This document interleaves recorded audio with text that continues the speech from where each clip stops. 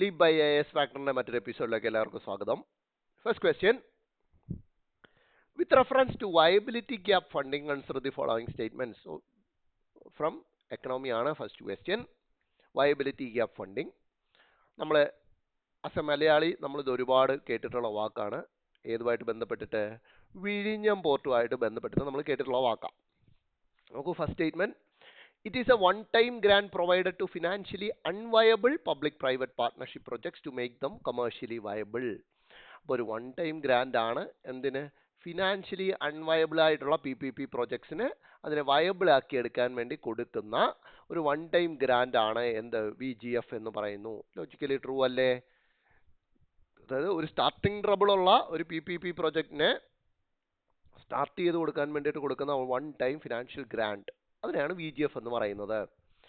The purpose of VGF is to bridge gap between a projects long time cost and its expected revenue ensuring its financial feasibility. തീർച്ചയായിട്ടും അതും true ആണ്. എന്തുകൊണ്ടാണ്? കാരണം അത് first സ്റ്റേറ്റ്മെന്റിൽ പറഞ്ഞതിന് മറ്റൊരു ടെക്നിക്കൽ ടൈമിൽ കൊടുത്തിരിക്കുക. എന്തിന് VGF കൊടുക്കുന്നു? പ്രൊജക്ടിന് ലോങ് ടൈം കോസ്റ്റ് ഉണ്ട്. കാരണം ഇത് ഫിനാൻഷ്യലി വയബിൾ ആവണമെങ്കിൽ കുറേ കാലം എടുക്കും. അപ്പോൾ ലോങ് ടൈം കോസ്റ്റ് ഇതിനുണ്ട്. കുറേ പൈസ ചിലവാകും ഫിനിഷിങ്ങിലേക്ക് എത്തണമെന്നുണ്ടെങ്കിൽ. ആൻഡ് അത്രയും കാലം ചിലവാക്കുന്ന പൈസയും അതിൻ്റെ എക്സ്പെക്റ്റഡ് റവന്യൂവും തമ്മിൽ, അതായത് ടൈം ഒരുപാടുണ്ട്, അത് കഴിഞ്ഞിട്ട് റവന്യൂ ജനറേറ്റ് ആയി കിട്ടത്തുള്ളൂ.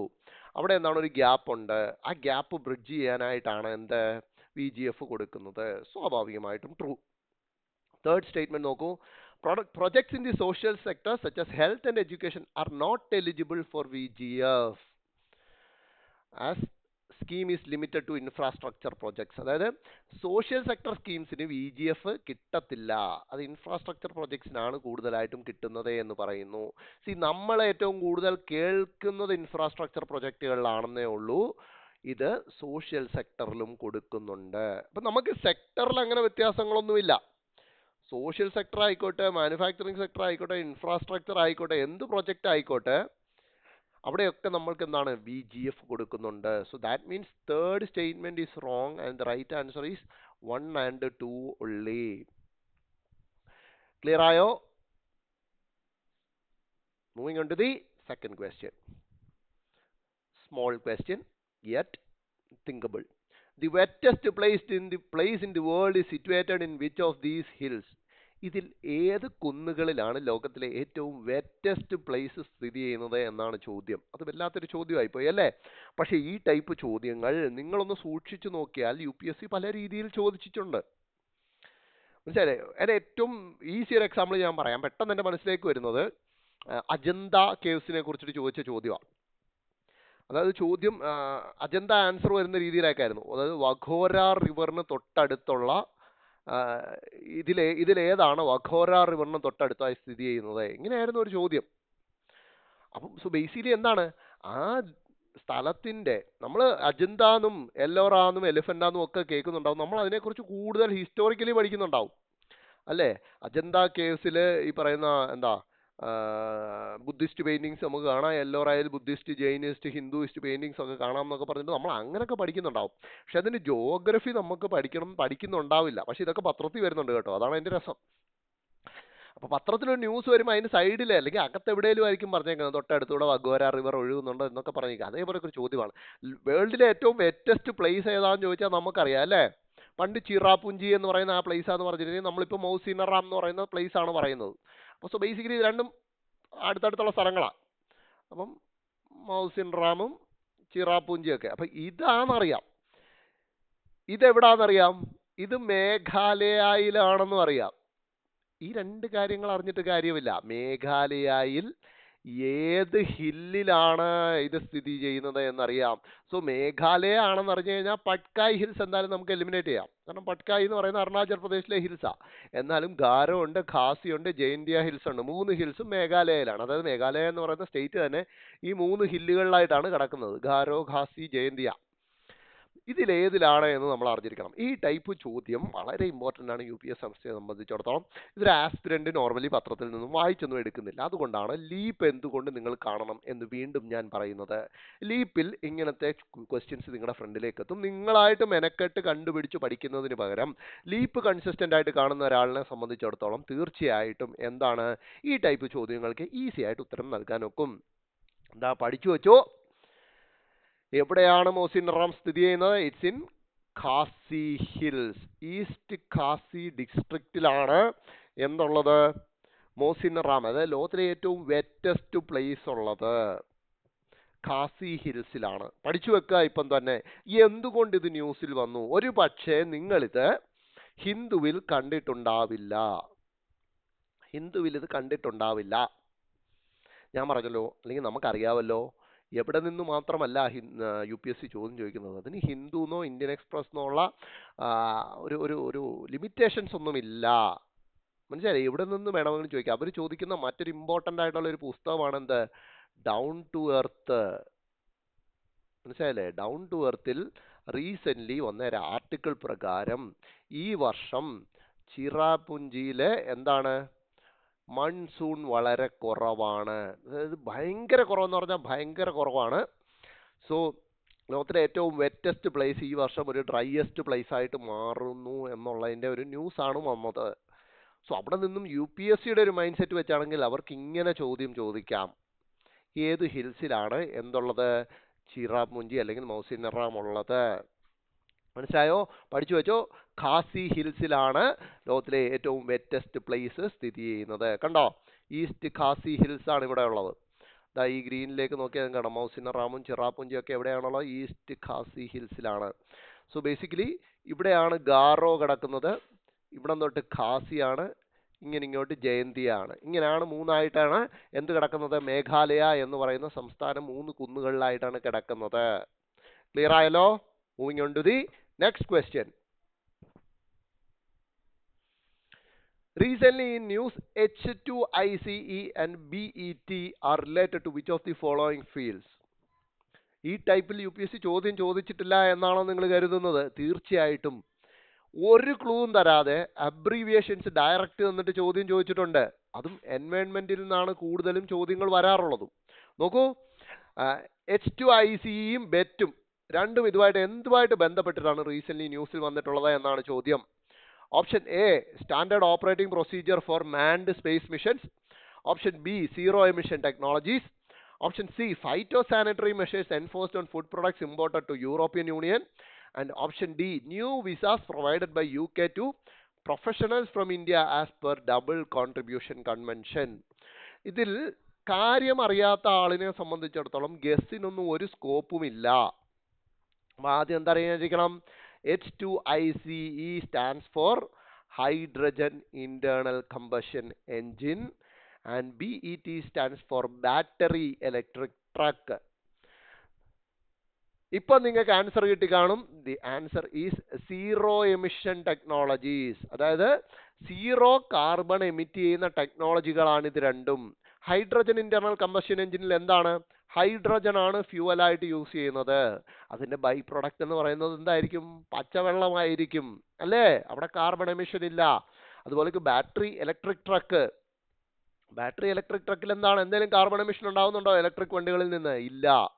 മനസ്സിലായി? ഇത് രണ്ടും സീറോ എമിഷൻ ടെക്നോളജീസ് ആണ്, പഠിച്ചു വെക്കേണ്ടതാണ്. കാരണം നമുക്ക് സീറോ എമിഷൻ ട്രക്കിംഗ് എന്നും പറഞ്ഞിട്ട് ഒരു പരിപാടിയുണ്ട്. എന്താണ് സീറോ എമിഷൻ ട്രക്കിംഗ്? അതായത് ട്രക്കുകൾ, ഇന്ത്യയിലെ ഏറ്റവും കൂടുതൽ കാർബൺ എമിറ്റ് ചെയ്യുന്ന വാഹനങ്ങളിലൊന്ന് ട്രക്കുകളാണ്. മനസ്സിലായില്ലേ? നമ്മുടെ റോഡുകളിൽ കൂടെയാണല്ലോ ചരക്ക് ഗതാഗതം ഏറ്റവും കൂടുതൽ ഇന്ത്യക്കുള്ളിൽ നടക്കുന്നത്. അപ്പോൾ അതിൽ തന്നെ ട്രക്കുകളിലാണ് ഏറ്റവും കൂടുതൽ പോകുന്നത്. ട്രക്കുകളെല്ലാം ഡീസൽ വണ്ടികളുമാണ്. അപ്പോൾ ഒരുപാട് ഡീസൽ വണ്ടികളാണല്ലോ, ഒരുപാട് കാർബൺ എമിഷൻസ് നടക്കും.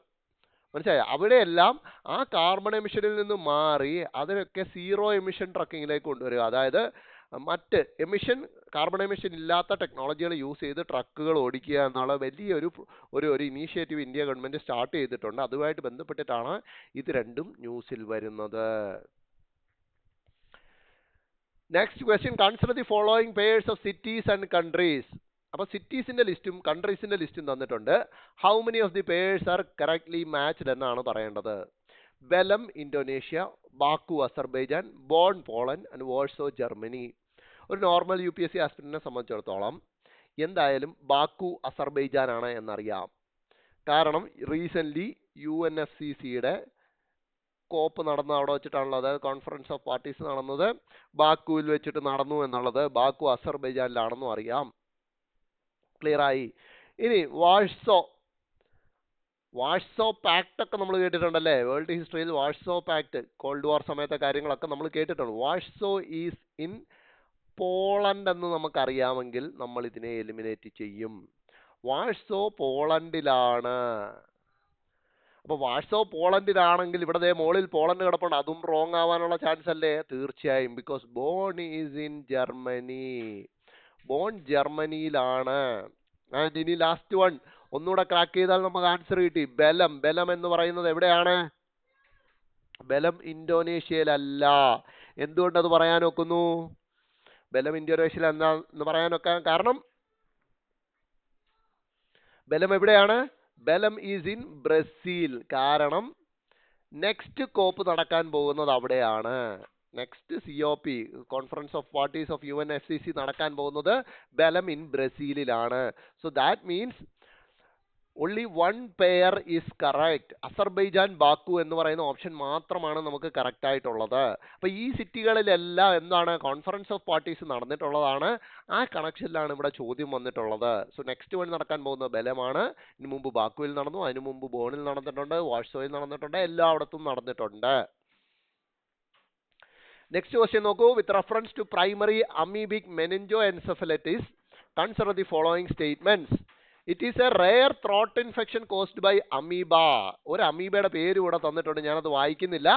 It is a rare throat infection എന്നാണ് പറയുന്നത്. സോ മെനിഞ്ചോ എൻസെഫലിറ്റിസ് ആണ്. മെനിഞ്ചൈറ്റിസ് എവിടെയാണുള്ളത്? ഇറ്റ്സ് ഇൻ ബ്രെയിൻ അല്ലേ? ബ്രെയിനിലാണ് മെനിഞ്ചസ് ഉള്ളത്. സോ എൻസെഫലിറ്റിസ് ബാധിക്കുന്നത് എവിടെയാണ്? അല്ലെങ്കിൽ മെനിഞ്ചൈറ്റിസ് ബാധിക്കുന്നതൊക്കെ എവിടെയാണ്? ബ്രെയിനിലാണ്. സോ ഇതൊരു ത്രോട്ട് ഇൻഫെക്ഷൻ അല്ല. വേണം നമുക്കിങ്ങനെ കണക്റ്റഡ് ആയിട്ട് ആൻസർ ക്രാക്ക് ചെയ്യാനൊക്കത്തുള്ളൂ, അല്ലാതെ ഫുള്ളായിട്ട് പഠിച്ച് ചിലപ്പോഴൊന്നും ക്രാക്ക് ചെയ്യാനൊക്കത്തില്ല.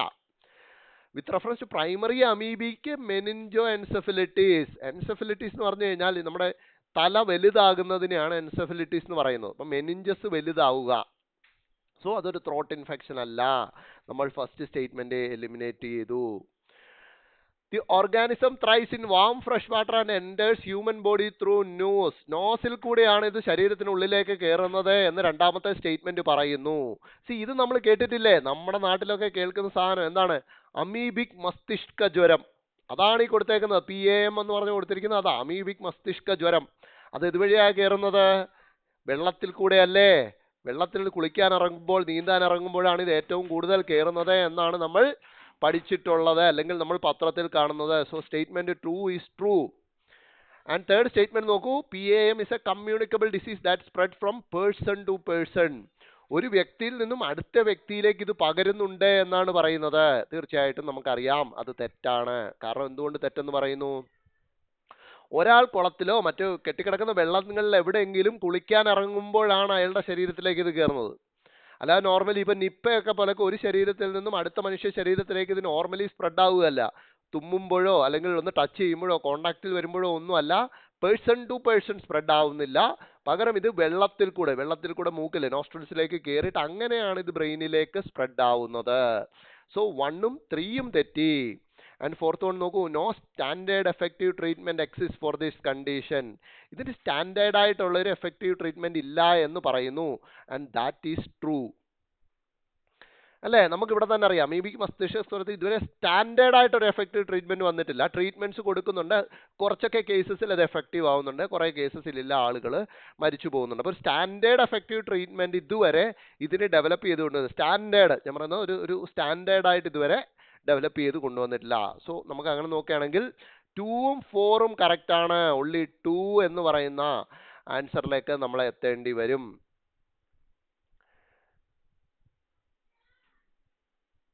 ക്ലിയർ ആയല്ലോ?